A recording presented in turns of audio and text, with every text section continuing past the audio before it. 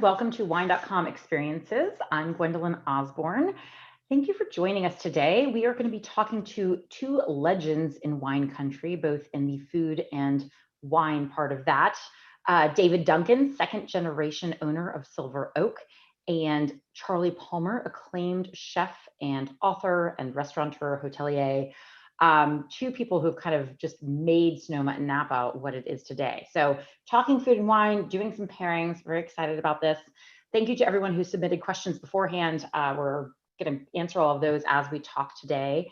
And if you purchase the 3 wines ahead of time, this trio of wines, they're fantastic wines. I encourage you to get those open, get some glassware, get ready to taste and talk with us. You can taste all 3 tonight and do what I'm doing, which is cooking lamb tomorrow with the leftovers.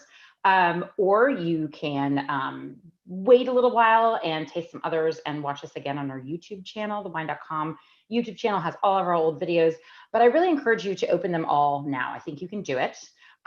They will last in your fridge for a few days, so you can enjoy them over time. No need to finish them all tonight. But yes, the wines and the recipes are both on wine.com, wine.com/experiences. You can kind of get all the information there. These 2 recipes that we're doing are also part of a larger collection of Charlie Palmer's American Fare cookbook. So the wines that we are tasting in order today are the Twomey Sauvignon Blanc, the Twomey Russian River Valley Pinot Noir, and Silver Oak Alexander Valley Cabernet Sauvignon. And we're, again, going to be tasting these wines using 2 recipes. Charlie will be cooking them in the background. 2 recipes from his American Fare cookbook. So this is going to be a lot of fun. So let's introduce our guests who are hanging out in the kitchen. We have David Duncan of Silver Oak and Charlie Palmer of Charlie Palmer. So welcome to you both. Cheers, Gwendolyn. Good to see you. Good to see you. Thank you so much for joining us. Excited to taste these wines, which are already some of my favorites, and learn about these foods that you're cooking. David, I want to start with you a little bit on Silver Oak, just kind of the history of Silver Oak. It's an American favorite. It's a customer favorite. Tell us about when this was founded, because it was back in '72. Again, you're second generation, but there was a goal in starting this winery and the idea behind it. And what was that? Yeah, thanks, Gwendolyn. Really glad to be here. So, we founded Silver Oak in 1972. My father was the co-founder with our founding winemaking partner, Justin Meyer. And, we really founded Silver Oak for one purpose, which was to drink wine with food. That really was our goal. And one of the unique things about Silver Oak that we'll get into a little later is that we age our wine for 5 years before we release it. And so the idea that wine is meant to pair with food was an integral part of our philosophy from the very beginning. Today we have 4 different wineries in Napa, or 2 wineries in Sonoma County, 2 wineries in Napa County, and 1 in Mendocino County. So we really focus on producing particular wines and near the site of the fruit in order to make these beautiful food wines. And there's nothing that could be better for a food wine person like me than to be with my friend Charlie Palmer. So. Oh, great. So yeah, Charlie, a little bit about your kind of style. It's known as unique. It's been referred to as progressive American. As a chef, I know you've had a long history and career doing what you do and kind of perfecting that art. So what does that style, that American progressive style, mean to you? How do you define it in your own words? The easiest way to explain it is that, every time I step in the kitchen, it seems like things are evolving, on the East Coast, on the West Coast, and especially here in Sonoma, where we have a dry creek kitchen. And it's like the ideas, the ingredients, the comparisons with wine, because you're so immersed in the wine country here, it really is about this progression, and that's why I've kind of dubbed this progressive American cooking, because it's evolving all the time, and it's evolving every season, every harvest, everything that's happening here in wine country. So, I think I like that. It's like how wine evolves in a bottle year after year, or changes vintage to vintage. It's just you're progressing with how it goes. Yeah. Well, like David, he deals with every vintage is different, right? We're dealing with different things that happen. Climate is changing. Things are different all the time. So it's the same thing with food. You know, where our ingredients are coming from, who's growing it, who's raising it, how it's being handled. That's changing and evolving all the time. And I think that's why when we cook for something like we're doing today, it starts with wine. You know, it starts with understanding the wines that we're cooking for and with. And I think, the comparison or the pairing of Sauvignon Blanc with these roasted oysters is perfect because we tasted the wines, we really understand the wine, and we're lovers of wine to begin with. But then we can go into the kitchen, we can tweak, and we can change recipes, we can evolve things to make the pairing really, really perfect with that wine specifically. So Gwen was saying at Silver Oak and Twomey that we have yet to make our best bottle of wine.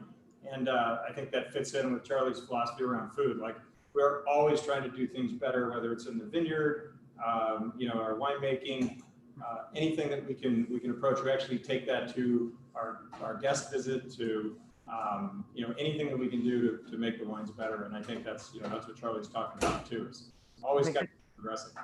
Always moving, always evolving, always getting better. I love that. And before we get into this tasting, because I definitely want to do that shortly, but you're both very much part of the wine country landscape in food and wine. How long and how do you know each other? So it goes back early 2000s, almost probably close to 20 years. And I think I actually met Charlie the first time in New York, probably in the 90s. We have a mutual friend named Wally. Shout out to Wally. And he introduced us, and Charlie and I share a lot of common interests, and we've had a lot of fun. And then we've done some really, really neat charitable stuff together, and raised a little bit of money to help folks out. And Charlie's been to our ranch in Colorado and cooked there, and he's been camping. Spectacular ranch. Yeah, so we've had a lot of fun together over the years.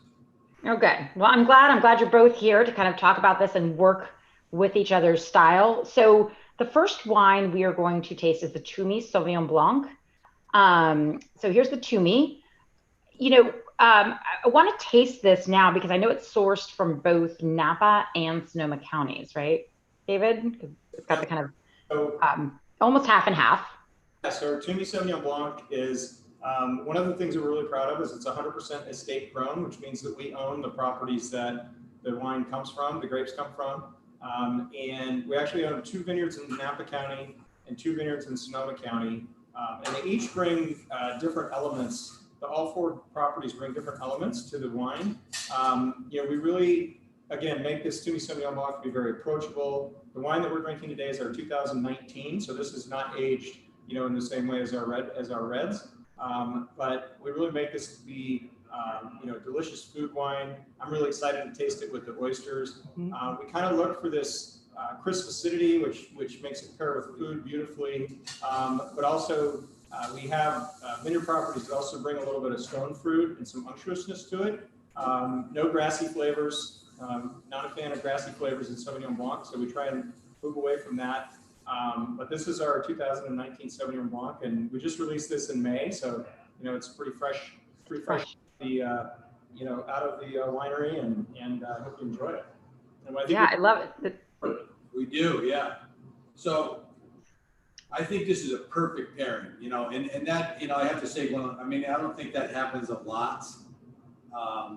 There's good pairings, but a perfect pairing is when a wine really enhances the food and vice versa. And I think, what we have here is, these are a recipe out of this book, but it's chipotle, which is a mild spicy pepper, and it's got enough acid to it, and actually the peppers have a little bit of acid to it too.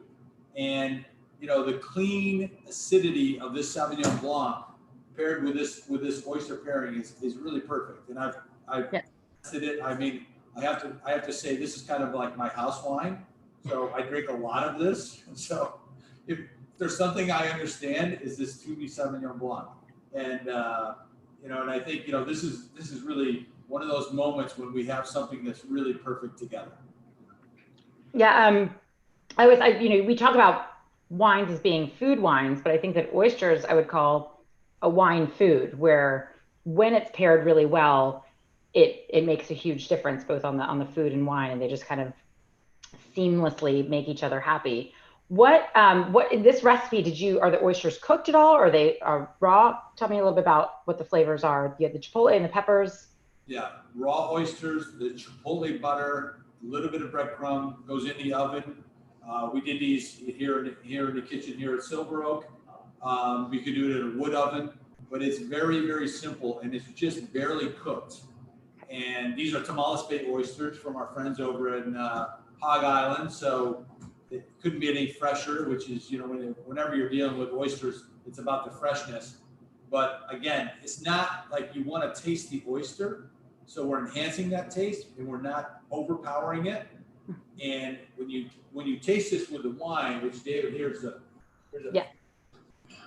I hate to do this to you all, but we're going to actually taste them. Yeah, that's okay. Slurp the oysters away. It's fine. We don't mind. No, I think it's good. I don't have them here, so I would love to hear your opinions of kind of how it enhances the wine, how it enhances the oysters, what it brings out. Like I said, these are both really this wine is friendly to food. This food is friendly to wine, and smell-o-meter, but this is amazing. Well, I like the breadcrumb part. I really want to do that. I think that sounds like a added texture that probably enhances it so much. Sorry, we didn't hear you, Gwendolyn. Say that again. Oh, I was just saying, I love the breadcrumb idea, because I don't do a lot of oysters other than just in the shell. And so, the idea of the breadcrumbs sounds like it has an added texture that it might enhance it. I mean, this is a great like appetizer kind of thing. When we hang out on the terrace, when the sun sets, we're roasting oysters, we're drinking the Sauvignon blanc. It kind of doesn't get any better than that. Yeah. I'm wishing I was that makes me have a good weekend plan. So thank you. I'm on it. So the wine is delicious. I love this wine. I have a couple of neighbors every time I show up on warm days. They have their Twomey Sauvignon Blanc chilling, many of them. So I believe it might be a house wine for many. And right. We make with a screw cap on it, and the message of that is to drink it this summer and for next year. So yeah, no, it's so well, look how hello. So yeah, it's fresh. It's delicious. It's very easy to drink and quite yummy. So looking forward to pairing that with many things. So now we're going to talk about Pinot Noir and Russian River Valley, which is one of the top regions for this grape variety. But David, I want to talk a little bit about just the Twomey in general, because you founded Silver Oak, but then almost 30 years later started a winery in Russian River with a focus on Pinot. So what was the idea behind this? And there's a beautiful winery in Russian River. Twomey in 1999, and really it was founded on the premise of us exploring other grape varietals. We've had sort of this iterative process with Twomey of we've made a number of different grape varietals, but today we're really focusing on Pinot Noir and our estate Sauvignon Blanc. Twomey is my grandmother's maiden name, so it's a family name, and it was my dad's middle name, it's my son's middle name, and so we really wanted to try and explore, kind of like we do with Silver Oak, where we make an Alexander Valley and a Napa Valley. We wanted to explore the regions of great Pinot Noir. So Russian River was the first place to go. Certainly was the most obvious. Our first vintage of Russian River was actually in 2002. And we secured a vineyard property, but the grapes were under contract, so it took us a couple of years to get a vintage out. Today we make 2 appellation wines, a Russian River Valley and an Anderson Valley. And then this year we're going to release actually 10 different single vineyard wines. We also have a property up in Oregon that we actually purchased Dick Erath's home property, who Dick Erath's a legend, kind of like Charlie Palmer up in Oregon. And so we continue to look for sort of the finest places to grow Pinot Noir in North America, and particularly in California and Oregon. But the wine we have today in front of us, if you have it, is our 2018 Russian River. This is sourced from a couple of estate properties, and then we actually have a couple of growers that we've been working with for a number of years. So this is a blend from a number of different vineyards in Russian River, and hope you enjoy. Yeah. How does this, I mean, we'll taste it and then maybe talk a little bit about how it reflects the Russian River, kind of what we're getting from there. So I think the Russian River is known for, a little more oomph, to use a technical wine term, a little broader palate. As I taste this wine, you just get loads of fruit, tons of mid palate. It's not kind of coming from the super cool climate. Like one of our Anderson Valley vineyards, I was actually there yesterday. It's called Monument Tree, which is in a very cool place. And so the wines tend to be a little more austere, more delicate, where the Russian River is, I think, still beautifully balanced and delicious, but and definitely not over the top. We're not trying to make Pinot that is rich and ripe and God forbid sweet. It's really a balanced wine. Again, with our sort of family philosophy around wine with food. This is a wine that we're about to pair it with some lamb, which would also obviously pair with the Cabernet Sauvignon, but I think this wine would go beautifully with, duck or maybe grilled salmon. My wife loves to do pan-fried salmon in a cast iron. I think it has a broad appeal.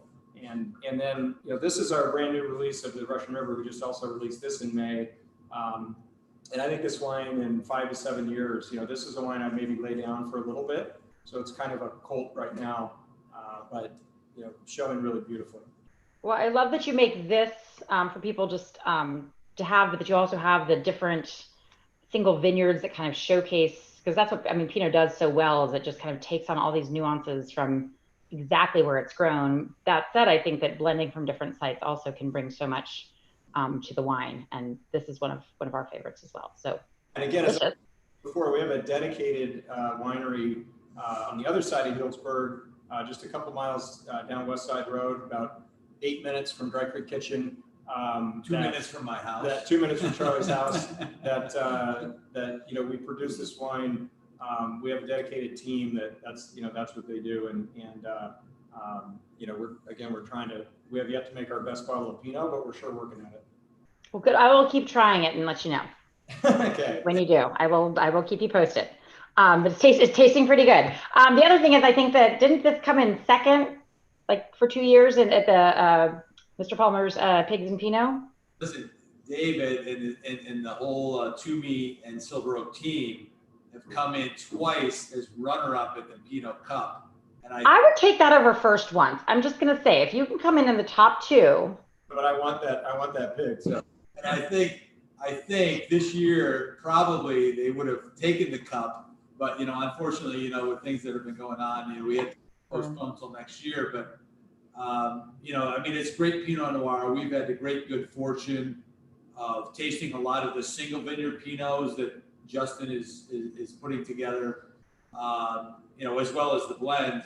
And of course, everyone knows me here as the Pinot guy, and I grow Pinot Noir also. But I can attest to the fact that this is a well-made Pinot, delicious.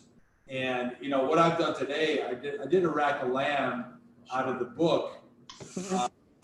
Yeah, tell us about the flavors.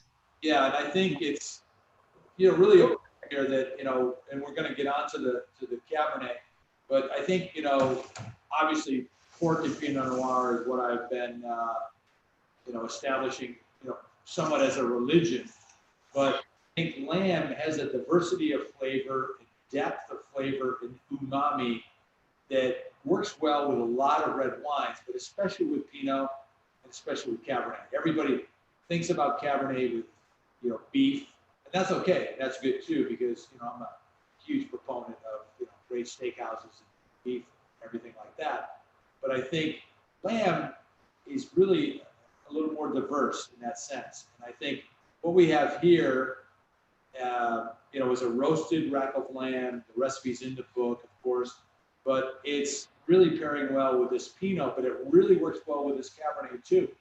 And, there was a mention of like hard pairings and things that are difficult. I've roasted some Brussels sprouts here with Scotty Romano, our chef at Dry Creek Kitchen. And to me, Brussels sprouts are a very tough pairing with wines. But when they're roasted and when they're involved and you know, the flavors are involved with like garlic and things like that, they become much more like vegetal and flavorful and work well with red wine. So, you know, I wanted to point that out. I know there was a comment. Yeah, just what's your hardest pairing? But yeah, I think that asparagus and Brussels sprouts often come up with that, but then there's additions of it can help them caramelize, add some bacon to everything, and you're usually happy too. The addition, I think, you know, I mean, obviously you're not tasting it together, but this lamb with the Brussels sprouts and both the cab and the pinot, I think work really well together. Oh, I'm making it tomorrow. I just didn't have time. Didn't have time to do. But yeah, I'm going to try not to drink all these wines tonight, and make the lamb recipe tomorrow. So I'm really excited. But let's while that lamb rests, because I know it's resting a little bit before we taste it, I want to dive into the Cabernet. We're tasting the Silver Oak Alexander Valley Cabernet Sauvignon.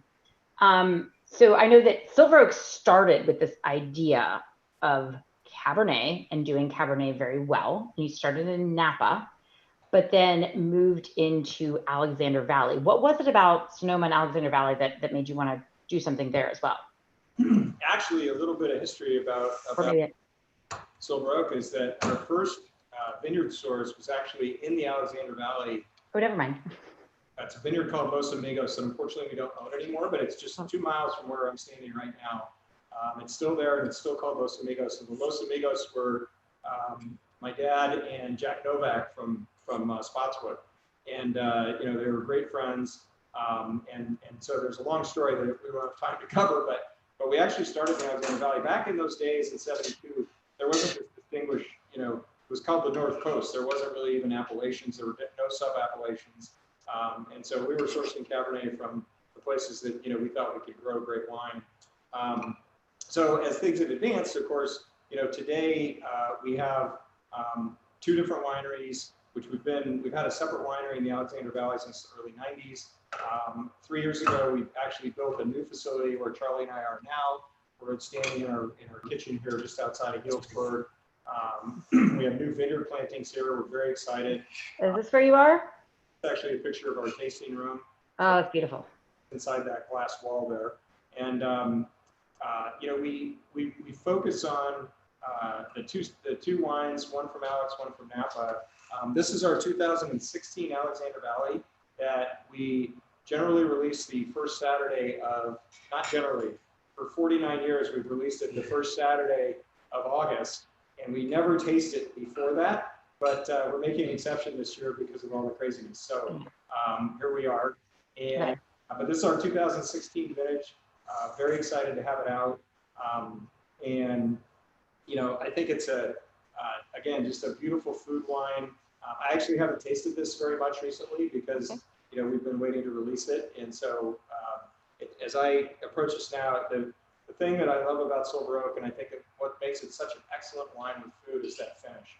And, you know, I took a sip a minute ago. I'm talking, it's still playing with me and giving to me. And, you know, it's just I mean, it's an incredible experience. And so, you know, as you blend that with the fat of the lamb and the Brussels sprouts, it'll just make your food taste better and, you know, bring joy to the table. I did want to talk a little bit about the oak part of Silver Oak because it's a little bit unique for what you do versus a lot of other wineries. You have your own cooperage with American oak. How do you think that influences the wine?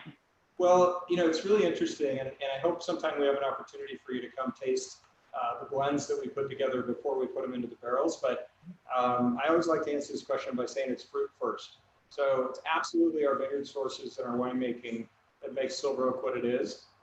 But then it's kind of like salt on the steak. You've got to have just the right amount. And so as we developed the style for Silver Oak and our founding winemaker, you know, we were really influenced by the legend Andrei Chelichev, by what was happening in those days, and we got into using American oak. And so we started buying barrels from a cooper in Missouri in the late 70s. And again, long story, but fast forward, We acquired full ownership of the cooperage in 2014. So it's in a little town called Higbee, Missouri. We call it the Oak Cooperage, and we make about 80 or 90% of the barrels that we produce. We make for Silver Oak. It's very artisan. We only make about 20 barrels a day. We season the wood outside for 2 years before we make it into a barrel. And we think that there's something really magical about Missouri in terms of the humidity and the winters and the climate there that seasons the woods and the wood that goes into the barrels. And then we also, another unique thing about Silver Oak is that we actually age the Cabernet for 2 full years in oak before we take it out and bottle it. So we just finished bottling the 2017 vintage. I always have to count back, but no, 18 vintage. 18. So yeah, 18 vintage. So that's 2 years. This is 2020. So and we won't release that wine, for another 15 months. So again, this is the 2016 vintage. 2016 Napa will come out in February. Yeah, no, and I love that. I know people look forward to your releases. I know the parties are fun and exciting, and it's kind of sad that you can't have them. But I also appreciate that there's no rush to put them out before they're ready. And I know you release them in a way that they are able to be drunk, but they also have such great aging potential beyond that. Yeah, we have, that was sort of the idea behind what we call drinkable upon release, that we bottle age the wine, for 15 months for the Alex and about 21 months for the Napa, before we release it, so that the wines are ready to drink. And I think that's been part of our success in steakhouses and at Charlie's restaurants and in restaurants. And we obviously look forward to getting back to having that at full strength. But I think this wine's just showing beautifully, and we're really excited to have it out. You mentioned release day. We do have a tradition that it's the first Saturday in August and the first Saturday in February. We usually have, I don't want to, a lot of people show up at the winery. I don't want to put a number on it, but and so this year we're going to do it virtually for the first time years, or first time ever, I should say. But it's going to be very exciting. So that's on August 1st. Okay, August 1st, virtual tasting. That'll be good. Less crowds, sit with your own home. And I was going to say, I actually have the 2015 vintage. I didn't know this. So some people might have different vintages. Any other things you want to say about 15 versus 16? Because it's also showing beautifully. 15 was a smaller crop year, a little bit, smaller berries, maybe a little bit more concentrated. I think, both wines are beautiful. One of the things about Silver Oak is that while we have a house style, and yes, we use American oak, that I think you see, really nice, different characteristics between each vintage. And so, I think the 15 is a beautiful wine. I'm excited about the 16. I think it probably has a teeny bit more aging potential. I think the 15 is probably going to be sort of a, maybe a 20-year wine, where I think this 16 probably is going to have more like a 25 or 30-year life to it. It's there's a lot of stuffing in it. So we're very excited to have it out. That's fantastic. Okay, well, let's talk about this with the lamb, both of these wines, because what we're going for with the pairing. So lamb and Pinot, Charlie, you touched a little bit about that, but then lamb and cab. I don't have the lamb again. I'm doing it tomorrow, so I'm excited. But talk a little bit about what that kind of does with the Pinot, like what it brings out in the Pinot and what the Pinot brings out in the lamb. Well, I think as Pinot as a grape, it's very, indicative that, the upfront fruit and, kind of that, real fruitiness in the mouth works well. This lamb spice mix on the crust especially, has a little bit of acidity in it, and I think it's a good foil for the wine. But I have to say that now tasting it together and tasting it with the cab, this is really great. I think, obviously, as David said, but these Cabernets are very, very delicious, very, kind of unctuous when they're young. And that's uncharacteristic. I think I drink a lot of Pinot, I drink a fair amount of Cabernet too, but this is a wine that's really drinkable right now. You would, we talk about laying it down for 20 years, it might, but there won't be any left to lay down for 20 years. Gonna drink it all. I would Yeah. say. Yeah, no, these are just such different wines. So I love that they can both kind of do something different with the same dish. They're totally different, but that's what I was saying about lamb, and I think this lamb dish especially, it's pretty versatile. It would work with a lot of different red wines, but I think the Cabernet with that umami that comes out of that when you roast lamb, where you kind of introduce some kind of herbal mustard,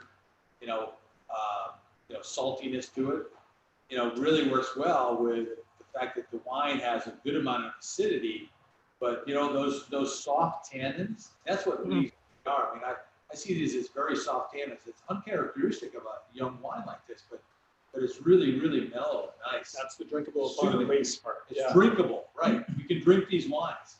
Yeah. We have to control ourselves. We'll drink too many. I'm aware. And I'm going to show you all my bottles here. But yeah, it is drinkable. I mean, they're all very drinkable, but they're also very food friendly too. And lamb has that kind of gamey nature, which has umami, gaminess, and everything. But it seems to do well with both of these. So I'm excited tomorrow. My go-to lamb recipe actually has like a lavender honey with breadcrumbs on top, which I kind of like too. But I'm going to try the mustard one because I think that'll go well with the cab. Cool with the lavender though, it messes with the wine. Lavender, well, it was a recipe I got in the Rhone because it goes with the Rhone wine. So, but I'm going to try the mustard one, and I'm excited. I haven't made a rack of lamb in so long, but so yeah, these are fantastic wines. I wanted to also, sometimes when we finish up, we kind of talk about things that are coming up next. But before I did that, Charlie, what else other than Pinot and Cab? What else would you pair with lamb? Well, I mean, I think the obvious pairing like lamb and Syrah or Syrah-based wines and blends, I think is what people look to a lot of times. And I think that's great too. I mean, I have to say that my experience with a lot of Syrah is that if it's really young, it's really hot on the palate, and it really doesn't work that well. And that's just a generalization because there's obviously every vineyard, every winemaker handles things differently. But I think besides the pairing of pork and Pinot Noir, secondarily it's lamb Pinot Noir. And I think it's a generalization again. But it's about the spices you introduce, it's how it's cooked, it's how it's presented. Like with that savory. Yeah. But I think a rack of lamb like this, which this is American, heritage lamb, grown here in Sonoma County. Very nice, mellow flavor, and it's like the grapes we grow here. Everything is grown here. Like with these oysters, they're from Tamales Bay. They're a few miles away. The chipotle, the peppers that were grown and put into this chipotle, butter, were grown in our gardens, and things like that. And that gets back to how we approach things in the wine country in general. And I think. It's genuine, it's real, and it results in great flavors and more importantly, great pairings. Yeah. That's what we're doing. That's what David was saying. It's the grapes first, that fruit first. David, what are your other things that you like to eat with these wines? Well, I think I'm going to kind of riff on what Charlie said. I think that the local characteristic of Alexander Valley in particular and Sonoma County, I love, as I taste this 2016, I'm going to throw a ribeye on the grill. I love lamb. I was saying it's kind of a Duncan family tradition, but I also think this would do just as well with, a beautiful cast iron fried piece of salmon. A little bit of butter, some salt and pepper, keep it really simple. You don't need a lot of spices or herbs or anything like that. Just, maybe a little bit of lemon right before you serve it. And I think that'll shine with this Alexander Valley as well. I think that one of the things I wanted to get in that, Charlie just made me think of with the local is that 3 years ago, in 2017, we actually opened a new winery here in Healdsburg, just outside of Healdsburg. We moved from our old home to this new place, and we have a brand new source of vineyards. So in the coming years, Silver Oak will be moving to, almost 100% estate grown. I think I see a path to where we will be 100% estate grown over the next, 5 to 7 years. And so we're really working on growing our fruit. The viticulture is so important to what happens in wine, just like you can't make great food with bad ingredients. I mean, I think Charlie would definitely agree with that. And so, that's something that's really exciting for me as we go forward. Oh, good. And then, so I usually like to finish off with kind of like talking about what's next, but Willamette Valley, 'cause that's just personally want to know about the Willamette Valley Pinots and their schedule of releasing. So yes, so thank you. So yeah, I mean, as we got into and I'm going to ask you about Timeless, but I really want to know about the Willamette Pinot. As we got into Pinot Noir, Oregon is a very natural place to go. I think the wine coming out of Oregon, there's so much exciting things that are happening. There's so many great producers, and so we had an opportunity a few years ago to actually purchase the home property of Dick Erath. Dick and David Lett were some of the pioneers in Oregon. And this was actually Dick's home. He sold the Erath brand, if you're familiar with that Pinot Noir, a number of years ago, but this was his home. So it's called Prince Hill. And we now own the property. We're making beautiful, elegant wines from this place, and there's a lot to look forward to. And the vineyard's fantastic. It literally is at the top of one of the Dundee Hills and has a beautiful aspect. I like to call the soil the Duncan Hines red velvet cake batter. It literally looks like that. It sticks to your shoes if it's a little bit wet, which it often is in Oregon. And so we're making a Prince Hill single vineyard as well as a Willamette bottling. And we do not have a winery up there, I'll say yet, but we are working with our friend Larry Stone and Twomey at Lingua Franca, and so we're producing those wines, at Lingua Franca, which is a great relationship and just a wonderful group, wonderful people to work with. Oh, awesome! I look forward to tasting those. And then quickly about a Timeless Napa Valley. So that's coming out this fall, right? So yeah, thank you for pitching me that softball. I actually have a bottle right here. So this is a new wine from the Duncan family. We're very excited about. It's again, I have many long stories, but in 2015, I wrote a song with my friend Jeff Gargiulo and some of our Grammy Award-winning musician friends called "Timeless" for my dad's birthday. And unfortunately, my father passed away before he got to hear the song. It was going to be his birthday present. He died 2 weeks before his 85th birthday. But a couple of years later, we decided to produce a wine from our Soda Canyon Ranch vineyard, really inspired by our effort with Pinot Noir and kind of featuring single vineyard, trying to explore site. And so this is 100% Soda Canyon vineyard wine. This will be coming out we'll release it to the public September 1st. It'll be delivered on October 23rd, which is my dad's birthday. And it's called Timeless Napa Valley. So timeless.wine is the website. We'd love to have you check it out. And Gwendolyn will try and get a few bottles on Wine.com too. So all right. We'll take it. I mean, a few, but maybe more than a few. But and then Charlie, we're stuck at home. And we're not out in restaurants and tasting as much. So can you tell us a little bit about the American Artisan video series you're doing so that we can all learn from the master? Your video series. Yeah, we'd love everybody to tune in, on our charliepalmer.com website it's a series called American Artisans. And it's really kind of a back of the house, behind the scenes look at some things that you would never have access to otherwise, so wherever you are in the world, if you want to go on there, I think, my son Randall produces it and edits it and everything. And we have 7 or 8 of them up already, but it's kind of an insider's look into what's happening here in Sonoma County and then Napa County, wineries, winemakers, makers of everything, cheese, bread, and growers, and then of course chefs also. And then we do also on every Thursday on my Instagram, Chef Charlie Palmer, 1:00 p.m. Pacific time, we do Pigs and Pinot tutorial, which is kind of a, it's really kind of a toast to all the Pigs and Pinot participants that would have happened this year. Yeah. And we do it live. We do a little cooking demo and pair a dish with that Pinot Noir that was going to be presented this year at the event. And, as we know, Twomey has been runner-up twice at the Pinot Cup. We're rooting that maybe, this is the year, this next year, 2021, they're going to win the Pinot Cup, which is pretty prestigious at this point. These are 60 Pinot Noirs from all over the world. Wow. A lot of them are from California and Oregon and, the domestic sites. But, they're the best of the best. They're tasted blind. Yeah, tasted blind by Right, obviously, yeah. 5, really, great judges, 2 master sommeliers in the group.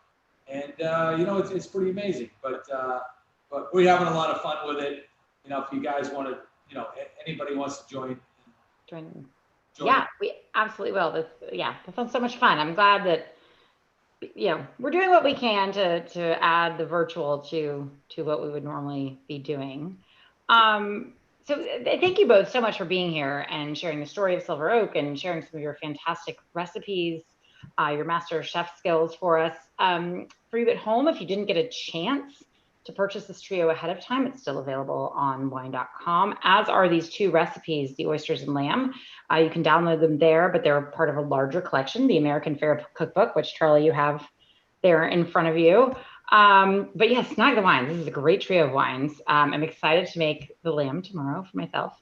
And and you can tune into all these things that we're doing at wine.com/experiences, as well as the Silver Oak site for their launch and virtual, and also for Charlie Palmer and Pigs and Pinot Thursdays. Something to keep you all busy at home, right? While we're all here. So thank you again, both of you. Thank you, Gwendolyn. Cheers. Stay safe and stay well. Great here to be my friend. Chef, cheers. I was trying to say, let's do a land tribute. Let's do a land. It's both a science and a form of high art. It's made from the combination of grapes, sunlight, rain, soil, and time. It's raised up in the moments that matter. It's wine. And we are Wine.com. We have the largest wine selection in the world, online sommeliers with free advice, and now our powerful new app puts the entire world of wine in your hands. Wine.com. Seriously passionate about wine. Download our free app today.